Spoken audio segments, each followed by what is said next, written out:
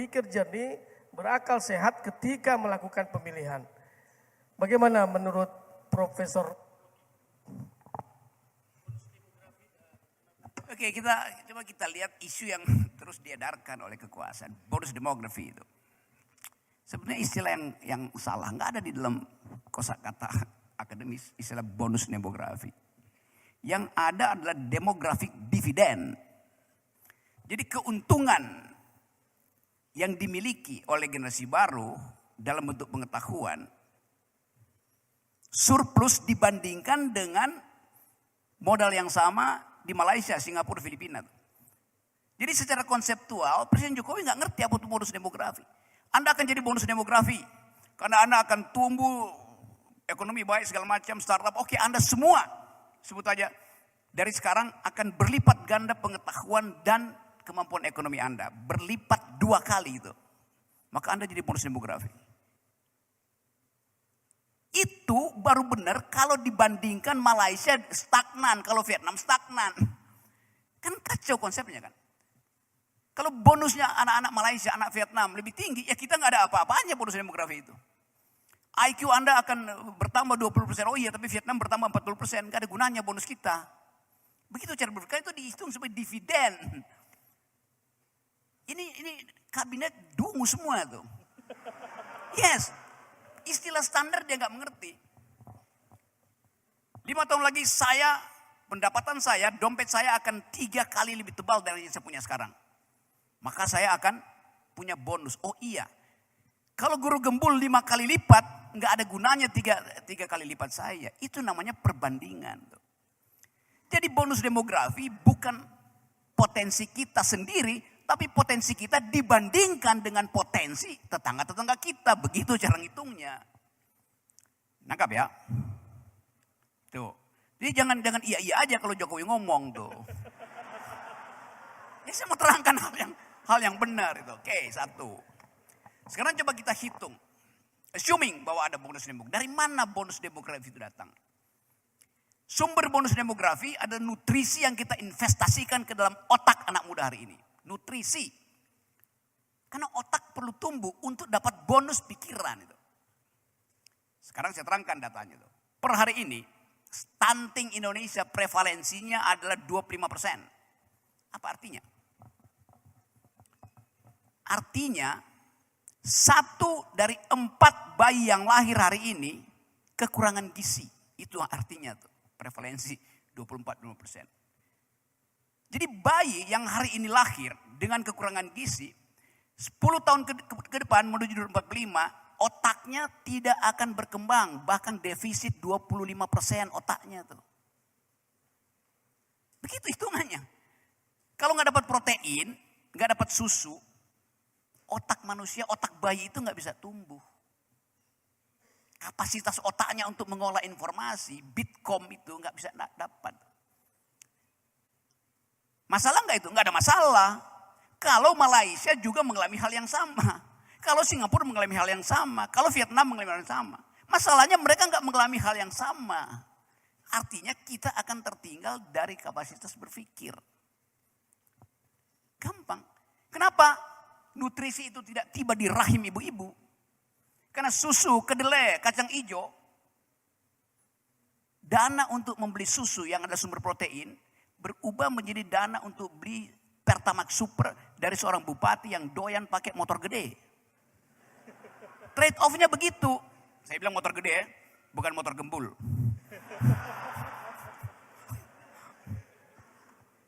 Itu logikanya. Simple logics. Jadi Anda bayangkan 2045. Bonus demo dari mana sumbernya? 1 dari nutrisi udah nggak bisa. Yang kedua daya beli. Anda punya uang nggak 2045? Punya, bagus. Tunggu dulu. Uang Anda buat apa? Buat belanja. Begitu Anda mulai belanja, Anda ditagih oleh Cina, ditagih oleh Singapura, ditagih oleh Jepang. Bayar dulu utang Anda sebelum belanja. Karena setiap anak yang lahir hari ini sudah dibebani utang 40-50 juta rupiah per kepala bayi itu. Anda bayangkan. Jadi ngapain Anda kawin?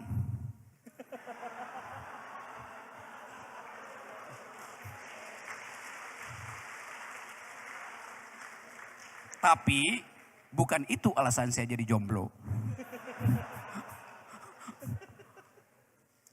Bayi Anda akan minta dikembalikan pada rahimmu. Begitu dia lahir, dia tahu dia adalah satu dari bayi yang mungkin mengalami kekurangan nutrisi alias stunting. Dia tahu bahwa dia pasti adalah satu dari bayi yang harus menanggung 50 juta utang NKRI harga mati yang dibuat oleh Jokowi. Emang Jokowi yang bikin. Coba kita lihat lebih dalam lagi. Kenapa sumber pendapatan kita tidak kembali pada kita? Oh, dari Orde Baru juga, memang dari Orde Baru juga begitu. Presiden Soeharto kasih lisensi pada pengusaha-pengusaha Cina waktu itu. Silahkan ambil HPH, eksplorasi, eksploitasi sumber daya kita. Tetapi di zaman Pak Harto, dari potensi eksplorasi itu, 33-35% kembali ke negara. Dalam bentuk pendapatan negara, APBN, pajak segala macam. Jadi disuruh ambil bahan mentah, tetapi kembali ke negara 35%. Di zaman Pak SBY masih kembali 27% kembali ke kita. Di zaman Jokowi yang kembali tinggal 7%. Selebihnya di mana? Diparkir di pusat-pusat finansial dunia. Nggak mau dimasukin ke Indonesia. Oleh siapa? Oleh oligarki. Jadi tanah Anda yang Anda sebut tadi di dalam lagu Tanah Airku Indonesia, tanah dan airnya tidak Anda miliki.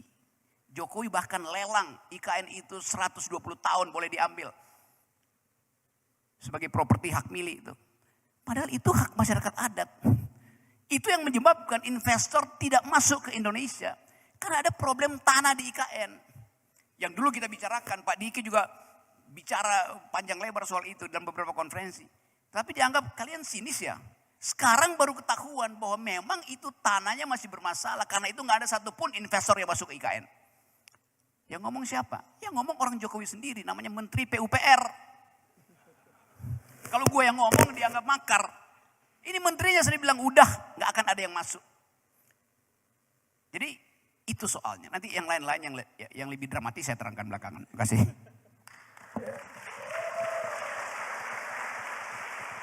Ya, saya setuju soal bonus demografi itu yang mungkin bukan menjadi bonus tapi bisa menjadi disaster. Tapi secara kuantitatif Prof, secara kuantitatif anak muda, pemuda akan lebih banyak sebagai DPT. Itu tentunya akan bisa menguntungkan hasil pemilu besok karena mereka akan berpikir lebih jernih. Is it possible or not? Is it possible or not? Kalau jumlah kuantitatif lebih banyak berarti 2024 masih banyak bisa kita harapkan hasil pemilu akan mendapatkan hasil yang lebih baik karena berdasarkan jumlah kuantitatif pemilih pemuda akan lebih banyak.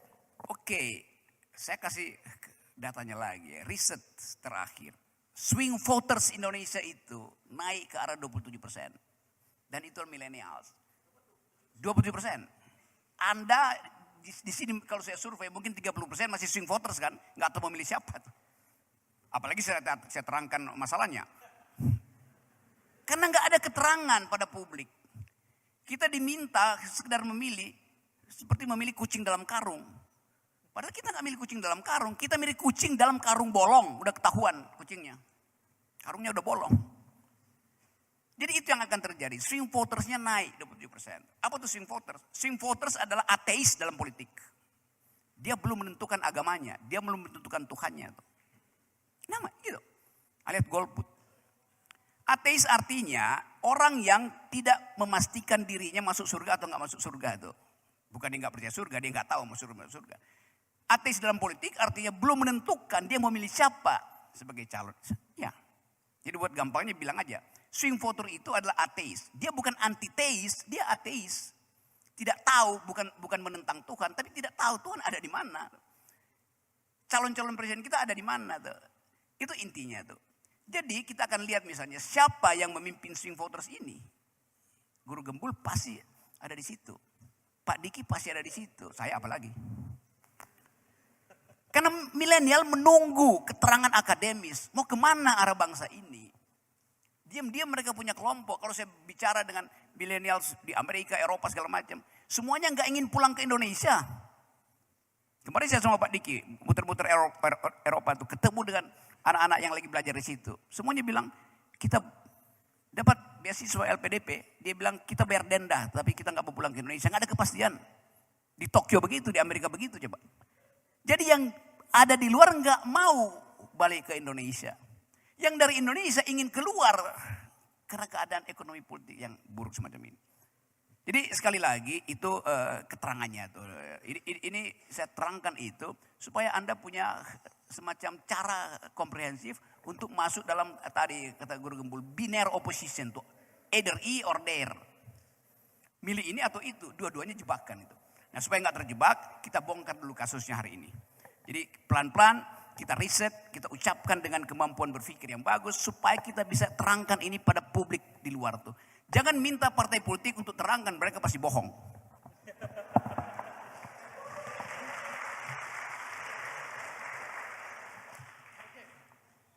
Kang Guru, silakan. Gini, saya tuh sebenarnya tidak menyangka bahwa bentuk diskusinya adalah seperti ini. Jadi saya tadi awal tuh baru dekonstruksi, saya belum sampaikan argumentasi apapun tadi. Tapi keselin. Tapi gini, kita langsung tiba-tiba pindah tema lah ya. Tapi kalau misalkan kita memang mau pindah tema, temanya adalah tentang bonus demografi, katakanlah istilahnya adalah bonus demografi. Itu bonus demografi itu sebenarnya nggak ada kaitannya dengan pemilu, demokrasi. Itu sebenarnya adalah terkait dengan ekonomi. Jadi maksud bonus demografi itu adalah, jadi di masa depan penduduk lebih banyak. Karena penduduk lebih banyak, pelaku ekonomi lebih banyak. Karena pelaku ekonomi lebih banyak itu maka perputaran uang juga menjadi semakin banyak. Jadi kaya miskinnya sebuah negara bukan karena dia punya banyak atau sedikit uang, tapi seberapa banyak uang itu berputar. Nah, karena di masa depan yang memutarkan uang itu banyak karena generasinya banyak, maka itu disebut sebagai bonus. Itu disebut sebagai keuntungan. Jadi sebenarnya ini nggak ada hubungannya dengan politik. Kalau misalkan kita hubungkan dengan politik, ada sebuah artikel yang ditulis oleh, saya lupa namanya, tapi yang saya ingat adalah bahwa dia menulis itu di bawah naungan PBB. Tapi tulisannya itu benar-benar kasar, bikin sakit hati. Dia tulisnya gini, anak-anak di Indonesia tidak tahu seberapa bodohnya mereka. Jadi tulisannya tuh begitu. Kenapa dia bilang anak-anak Indonesia tidak tahu seberapa bodohnya mereka itu? Karena anak-anak Indonesia itu dalam survei intelijensi atau kriteria-kriteria yang berhubungan dengan kecerdasan, yang manapun juga, Indonesia itu selalu kalah anak-anaknya. Jadi misalkan dia mencantumkan dalam artikelnya itu, yang berbahasa Inggris, dia bilang gini, anak-anak SMA di Indonesia, yang lulus SMA di Indonesia, itu hanya 15% yang mampu menemukan kalimat inti dari sebuah paragraf. Kalimat inti dari sebuah paragraf hanya 15% yang tahu. Nah, dampaknya apa? Kemampuan mereka dalam berkomunikasi, kemampuan mereka dalam menyerap informasi, kemampuan mereka dalam mendemonstrasikan pemahaman melalui bahasa, itu cuma 15% yang sehat. Ini level terendah di dunia. 15% saja yang mampu menemukan kalimat inti dari sebuah paragraf.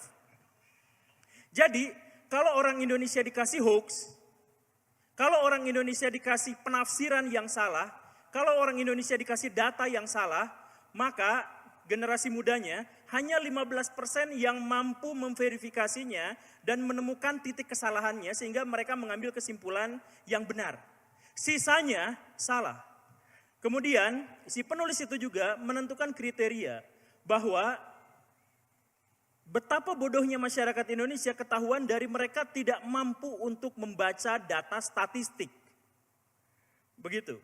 Dan ada beberapa, ada banyak kriteria yang dia sebutkan di situ. Tapi intinya kalau misalkan kita kaitkan dengan pemilu itu kemudian bahwa anak-anak muda kita akan siap dengan demokrasi, dengan pemilu tahun 2024 karena mereka tidak terpapar hoax, karena mereka lebih analitis dan sebagainya. Data-data akademis terkait dengan kadar intelektual anak-anak muda di Indonesia justru menunjukkan hal yang sebaliknya. Jadi saya nggak tahu apakah di sini itu termasuk yang 15% atau yang 85%. Tapi ada kunci kecil dari seorang dosen. Katanya, kalau mau tahu apakah Baraya di sini termasuk 15 atau 85%, itu cek. Kalau di kelas disuruh presentasi sama dosen, dia masih baca full text. Artinya orang-orang itu adalah orang-orang yang nanti ketika milih dalam pemilu akan memilih orang yang salah atau memilih dengan cara yang salah. Karena kadar intelektualitas mereka itu tidak akan sanggup, ini dalam pikiran mereka ya, tidak akan sanggup untuk berbicara di ranah yang berhubungan dengan masa depan sebuah bangsa. Pesimis sekali ya pikiran-pikiran orang itu, tapi saya ikut pesimis. Nah, kalau sudah seperti itu, kalau misalkan anak-anak di Indonesia, menurut survei, termasuk ke dalam generasi yang paling tidak bisa bernalar secara intelektual, cuman sekitar 15%-an saja. Lalu bagaimana nasib pemilu di Indonesia di masa depan? Misalkan katakanlah 2024. Kalau misalkan ada debat publik presiden itu pasti lebih membosankan daripada debat para pengamat.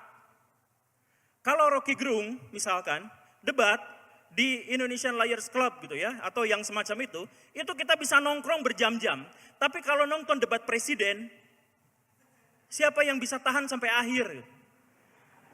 Karena ya saya nggak bisa ngejelekin orang sih, tapi ya kita sama-sama bisa melihatlah bahwa kemampuan kita dalam berbicara, dalam beretorika yang paling penting dalam menyampaikan pesan, sehingga tidak ada kesalahpahaman atau kita bisa mengeliminir kesalahan, itu sebenarnya sangat-sangat sedikit.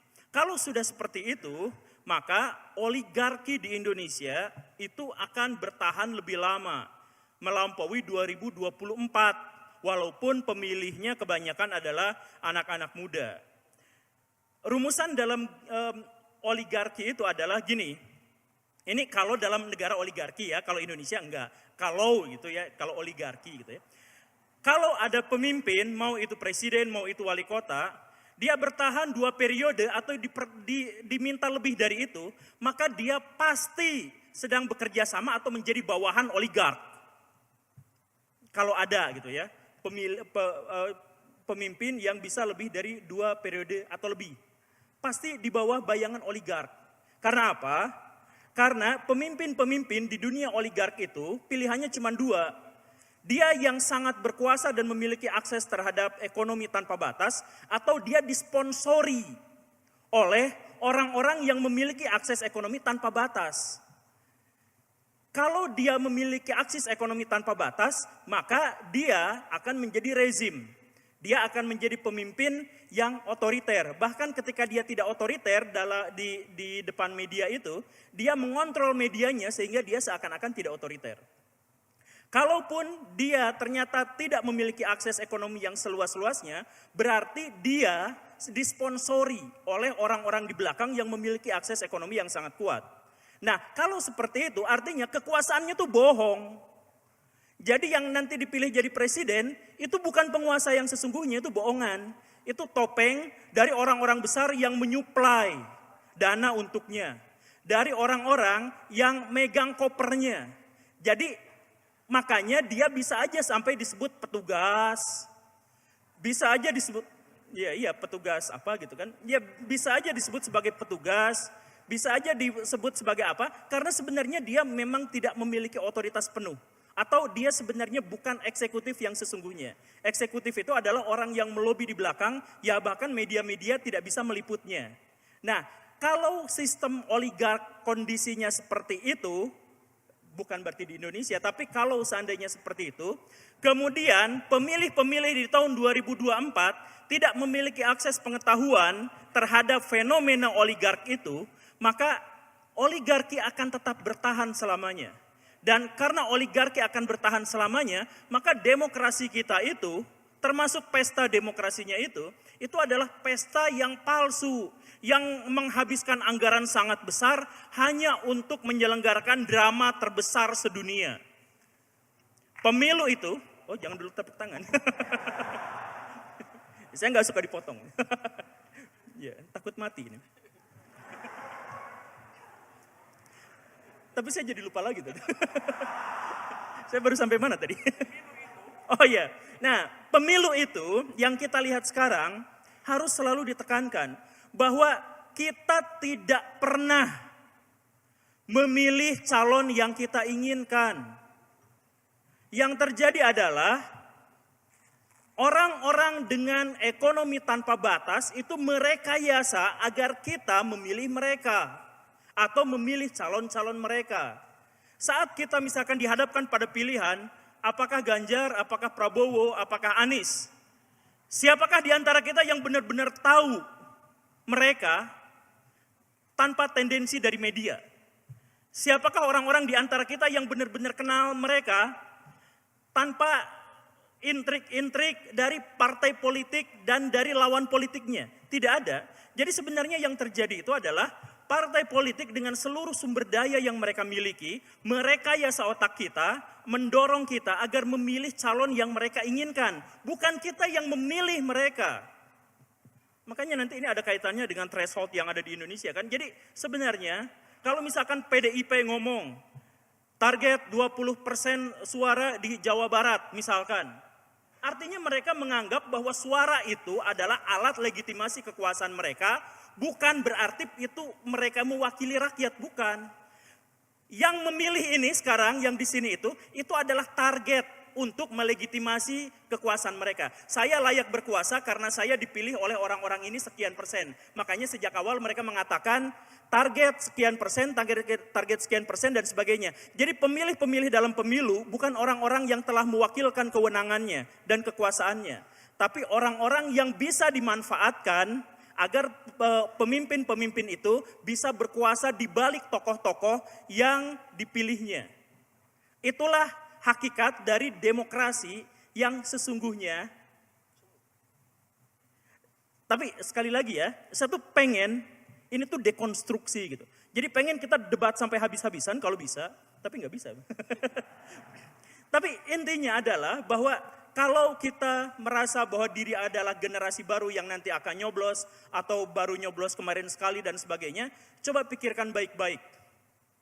Kalaupun pada akhirnya nanti kita harus memilih orang itu, pilihlah dengan pikiran yang matang, bukan emosi. Pilihlah secara independen bukan karena disuruh sama orang lain. Karena bagaimanapun, apapun yang akan kita pilih, siapapun yang akan kita pilih, tidak akan berpengaruh untuk 5 tahun berikutnya.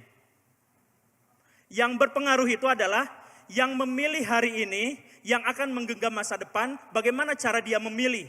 Bagaimana cara dia memilih dan atas pertimbangan apa dia memilih, dialah yang akan menjadi penentu Indonesia di masa depan. Bukan pemimpin-pemimpin yang kita pilih nanti. Begitu. Wah, keren. Oke, saya mengangkat bonus